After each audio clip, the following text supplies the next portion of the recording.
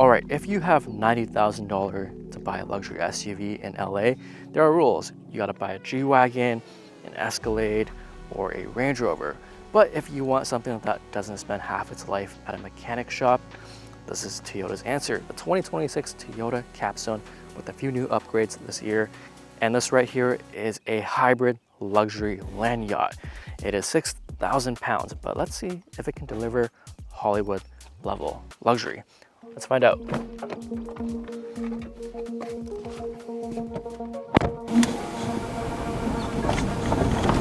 All right, today we're putting the Sequoia to the test. We are on PCH right now, driving towards Tuna Canyon, which is one of the tightest and steepest roads out here. And we're gonna see if the 6,000 pound tank can actually handle those roads and feel comfortable at the same time.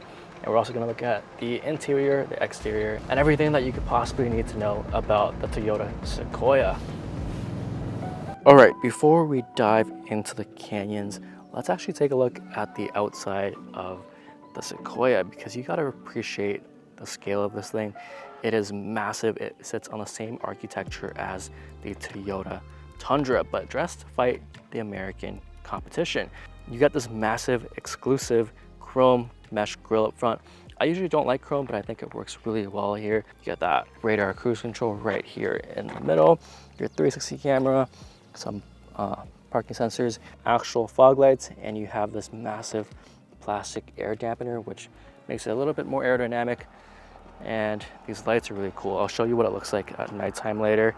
And then coming down to the side here, you have these huge chrome 22-inch wheels on these Bridgestone dueler tires. And it just looks really good. I like the side profile a lot. Again, I usually don't like chrome, but I think it just looks amazing on the Sequoia. You have this iForce Max badge, huge chrome mirror, and your Capstone badge on the side here. And what I really like is the running board, because they are power deployable and they just come out. You can turn it off, and occasionally it will hit your shins, but I think it makes getting in and out of the Sequoia very easy. Coming to the side in the back here, it kind of has this Lexus look to it. It kind of looks like a GX or something in the back, and it is just huge. In the rear angle, you don't see any exhaust tips or anything sticking out the back. It is a hybrid vehicle, and these lights at nighttime are sick because they are sequential. You have that big Sequoia badge that runs right across the back end here with another iForce Max badge. You can actually see your exhaust tip here, and you have this bumper cover in case you want to put on a tow hitch, because this thing can actually tow quite a lot. I think it looks really good. I think it's very stealthy. It doesn't stand out like an Escalade or a G-Wagon would, but you can tell that it is an expensive car. But let's step inside and take a look at the interior. If you're spending $90,000 on a car, you expect the interior to be flawless, and Toyota has finally added some missing features for the Sequoia. The big one is the massage seats, and they are the best massage seats I've ever experienced. This is better than what you find in Mercedes or even like the Lexus GX. I don't know why, but it's so good. And it doesn't just massage like your lower back, it massages the upper part. It goes all the way up to here, and your whole butt, like the whole seat, all the way from your thighs all the way down. And it actually feels really good. There are 5 different intensity levels, and my favorite is the central fugal massage, which covers everything. So let's leave that on. And when you combine that with the ventilated seats and the heated seats, it is incredible. These ventilated seats are so strong. Like when you have it on max, I don't know if you can hear it, but it is loud, and you can feel the air coming out like from a whole foot away. They added this diamond pattern to it, and I think it looks really good, especially at the bottom here with a little bit of dark red. They are very comfy, especially if you're going on a long trip. These seats are a complete game changer. The rest of the cabin, I think it's pretty nice. It has this Toyota ruggedness. Like, you're gonna find a very thick steering wheel. You have this big shifter, which I don't mind at all. And you have all these big buttons. You still have your physical climate control, which I love actually, because you're not digging through anything to change any settings. You can even control the back from here. And all the places that you'd normally touch are soft. Nice and soft padding here on the door, on the lower armrest, and even in your knee has some padding here. Pretty nice interior. When you get to the bottom here, there is a little bit of plastic. Of course, it's still Toyota at the end of the day, but these are the places that you're not really touching anyways. Even on a BMW or an Audi, you still find pretty much hard plastic at the bottom there. The center console is super practical. You can fit a whole lunch bag in here. You do get 2 USB ports in there, one USB-A, one USB-C. You even open up the upper tray and you have this little sliding platform to leave things in. 2 cup holders, they're huge, and you even have some storage up top here for other goodies. In terms of tech, you have a massive 14-inch display here. It runs on the Toyota UI. Very easy, very quick to use. Of course, you get your Apple CarPlay and Android Auto wirelessly as standard, and the most common menu you're going to use is the massage menu, which is very easy to access. There isn't any button anywhere in the cabin where you can just activate it, so you will have to turn it on in the menu, and I think it only runs for like 15 minutes at a time before it turns off, so you will have to dig through it again. Find the massage. These seats have your thigh extension and it goes very far, and 4-way lumbar control. Here you get a heated steering wheel, and then you can control your 10.5-inch digital dashboard. There isn't that many views that you can go through in terms of like the design choices, especially when you compare it to like the new 2026 RAV4, where you can have your Waze and Apple CarPlay there and a lot of displays. Here it's basically just your left side that you're going to be using, but it has all the information you need. It's quick, it's easy to see, and you have this massive 10-inch heads-up display in front of you, and it projects all the information that you need. It has your eco guide there, it has your adaptive cruise control information, and you can completely customize what you want displayed up there. These windows are also double pane, they're acoustic laminated, so it makes the cabin extra quiet. A little bit of wood here and there. You have some in the middle here and across this dash, and there is mood lighting, which I'll show you in the night segment of this car. It feels pretty premium. You get a good amount of tech, but it still has that Toyota ruggedness in the cabin. Like, look at this volume knob, it's huge. All right, let's check out these back seats. These huge running boards. You're like stepping into a whole house. And I am sitting right behind myself, and there's still about 8 inches of leg room. It is massive back here. You get a little bit of a hump here, but there is no middle seat in this configuration. You have the captain's chair, and your 2 cup holders are here. Get your own climate control, even ventilated seats in the back. 2 USB-C ports and a 120 volt house outlet. Again, big panoramic sunroof. And headroom's actually not as good as you might think, actually. It's good for me because I am 5'8", but I think if you're 6 foot tall or higher, it might be uncomfortable, but you can recline the seats quite a bit, and it's very comfy. It's very bright out, so you do have your sunshades in the back. I think this is a very nice and pleasant space to be in. There is just a huge amount of room. All right, getting into the third row, you basically just pull this lever here, and that whole seat just flips right up. And all new for 2026 is every single trim gets fully powered third rows, not just the higher trim model. So you can get an SR5 Sequoia and there is still powered seats. All right, getting into the third row, you can just flip this right back down and then lift it up. The second row does not move forward or back, but even in its regular position, you have a good amount of legroom back here, but the depth to the floor, because of the hybrid battery, it's actually very high. So if you look at how I'm sitting, there is a huge angle to my knees, so it's actually not as comfy as you think. You are very high up. I am almost touching the ceiling. What you can do is that you can recline it and you get slightly, well, I was gonna say more headroom, but you get slightly less headroom when you recline it, unless you sit all the way back. You do get our privacy shades though. I haven't really seen that in a third row unless it's a minivan, and your own USB-C port in the back here. Your 2 cup holders. There are so many cup holders in this truck, and I think it's not a horrible place to be. You even get a USB-C port in that little cubby there on the other side. Legroom is good. It's just headroom here, and the high floor height, not super comfortable. It's not a Chevy Suburban. I don't think it can compete with that in terms of just pure space. But what you do get is, of course, that hybrid battery that sits right underneath. All right, you do get a hands-free tailgate in the back of the Sequoia. You even have your third row powered folding seats here as standard. You get a 120 volt outlet, and you'd think space would be better for such a big vehicle, but because of that hybrid battery that sits underneath the third row, it is a very high loading bay. And a little trick to that is this floorboard that you can raise so you can match the height of the third row when you fold the seats down. So you get a fully flat loading bay, and you get 87 cubic feet of space when you have all the seats folded. I don't have my boxes with me, but I'm pretty sure we can fit about 9 to 10 boxes in the back of the Sequoia. If you're hauling a massive family or just a ton of stuff every single day, you are losing about 30 to 40 cubic feet compared to some of the American competitors like the Tahoe or the Wagoneer, which swallows your bags effortlessly.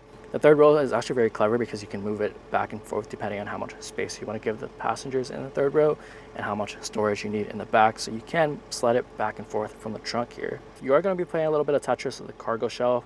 You are actively sacrificing some cargo capacity for that hybrid powertrain and that legendary Toyota reliability. All that time out on the road means you're inevitably tracking in dirt, mud, or dealing with wet and slushy weather. If you want to keep your interior looking as clean and brand new as possible, those thin factory mats just aren't going to cut it. They get ruined fast. You need something with actual coverage. And that brings me to the sponsor of today's video, Lasfit. Instead of sticking with the stock setup, I've actually upgraded my own vehicles with these custom Lasfit formats. We use these ourselves because they are laser measured for a perfect edge-to-edge fit. Unlike the factory options, Lasfit uses these deep raised edges to trap all that mud, snow, and salt before it ever touches your carpet. The material is super durable, they look and feel great, odorless, and cleanup takes zero effort. You just pull them out, hose them off, and you're right back on the road. If you want to protect your own interior and get a set of these, check out the link in the description and make sure to use my discount code to save on your order. Now back to the video. All right, we're making our way up into the tighter canyons, and it's still very twisty here, so we're gonna throw it into sport mode. We do have our drive mode selected here with normal, eco, sport, and tow plus mode. It sounds pretty good, and let's just give it a send here. God damn, this thing gets from 0 to 60 in 5.6 seconds, which is insane for 6,000 pounds. This is like sports car territory. This is better than a lot of sports car actually in terms of just outright speed.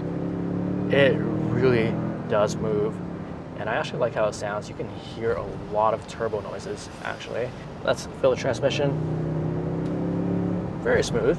Doesn't really have too much of a delay there.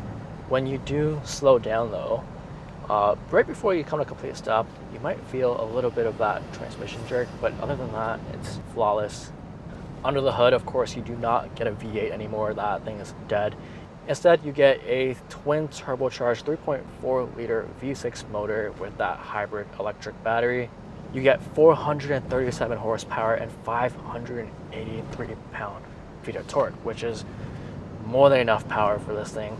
It hides its weight really well in terms of just speed, especially in sport mode. I am barely tapping the gas, and it really wants to get going up this hill. You're looking at around 20 miles per gallon combined.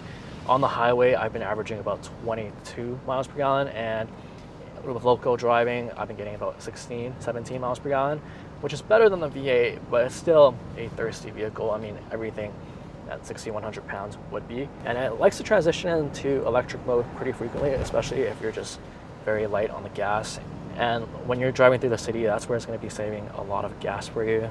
The suspension, I'm going to be honest, it feels like a pickup truck. It rides on the same platform as the Tundra, so you're going to get an old school rear axle. You don't get independent suspension, so it's not going to be as soft as something like the Escalade. You're going to be feeling a little more of that pickup truck jitter over these cracks and bumps in the road, but I think it's still pretty good, especially for a truck. You are sitting on these massive 22-inch wheels, which definitely affects it a bit. If you get the TRD Pro, it's actually going to be softer than this with that off-road suspension setup, but it honestly makes up for that because of these amazing massage seats. I have not experienced a car that does it this well. These roads are pretty windy here, and they are quite tight, but you do have a 360 camera, which you can turn on. not at any speed. When you turn it on going this fast, you're only gonna see your trailer hitch. And speaking of trailer hitches, it does tow just under 9,000 pounds, which is more than enough for most people. And if you got a lower trim, it actually tows a little bit more. All right, we're gonna get up these twisty roads. Body roll is actually very manageable. It handles a lot better than you expect. You forget that it's actually as big as it is, even though it's a huge ass truck. It handles well. Steering has a good amount of weight. You get good feedback too, honestly. Brakes feel good. Getting up here, you have your 2 high, 4 high, and 4 low system. We're just gonna leave it in a 2 high right now. I do like that you get your 4 low in case you get stuck somewhere. This transmission, again, is so fast to respond. Like, you always have power on demand. As long as you drive it, not in eco, it's fairly zippy. I am honestly pretty impressed with how this thing turns. A little bit of tire squeal there on these Bridgestones. As soft and mushy an Escalade is with the air ride suspension, I think this handles a lot better. It's actually a more fun vehicle to drive. You feel a lot more of the road, which is good and bad. But if you actually enjoy driving, this definitely edges out the Escalade.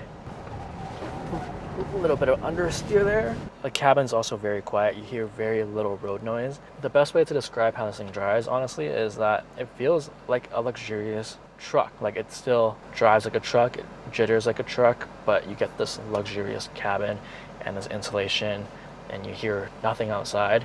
And it handles like a compact SUV out here, and that, I think, is a pretty good compliment for a 6,100 pound truck. All right, let's get into what I don't like about the Sequoia.